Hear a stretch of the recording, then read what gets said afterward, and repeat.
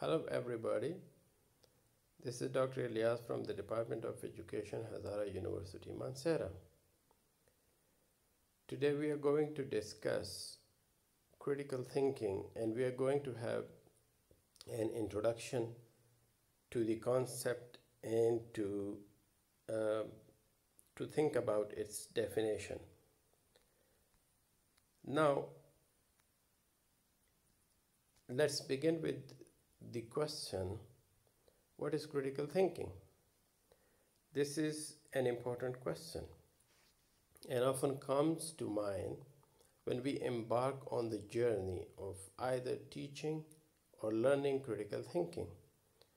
Fortunately or unfortunately, there is no simple answer to the question as the concept seems to be a complex one. One reason for critical thinking being a difficult to define concept or term is because it has been defined in a number of ways. So there is a variety of ways in which it has been defined by philosophers, educators, researchers, and academics. Some have defined critical thinking as a skill, others have defined it as a disposition, some have made it into a combination of knowledge, skills, and dispositions. Similarly, some have associated it with people's ability to discern, to analyze, and to make good judgments. The following are some of the ways in which academics have defined critical thinking.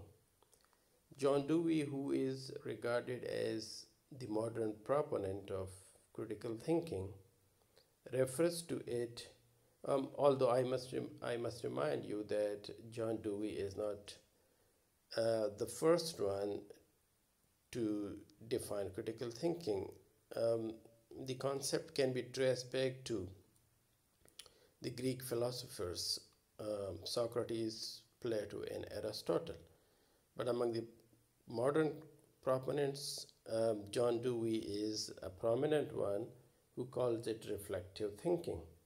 And he defines it as active, persistent, and careful consideration of a belief or supposed form of knowledge in the light of grounds which support it and the further conclusions to which it tends.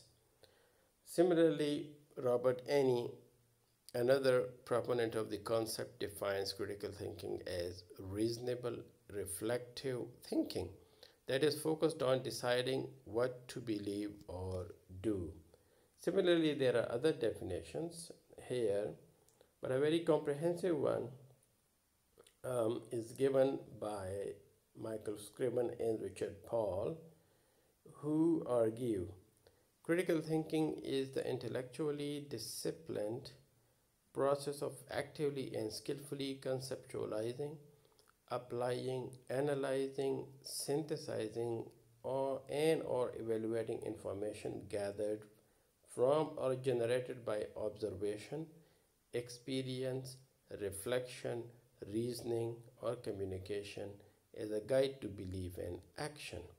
So it's quite a complex one here because a number of processes have been identified here that have been associated with the process of critical thinking.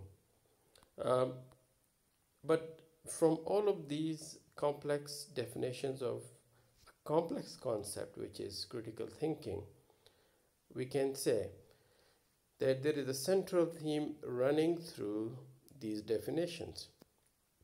And what is that central theme? That central theme is that critical thinking is thinking deeply, deliberately, rationally, objectively, and logically.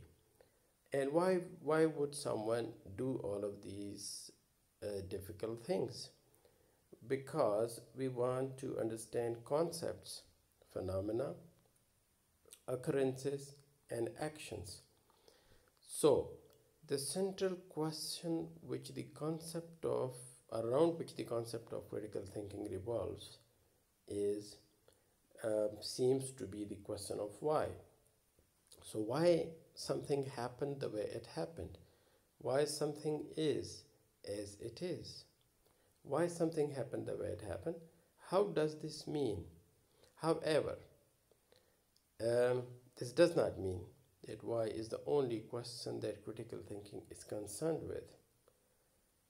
The what, how, where, and when questions also come into play in their own way while we try to explore the concept of um, critical thinking, and while we try to explore possible answers or responses to the why question. Here are some references for further study if someone wants to, and similarly, one can go to this website and explore further.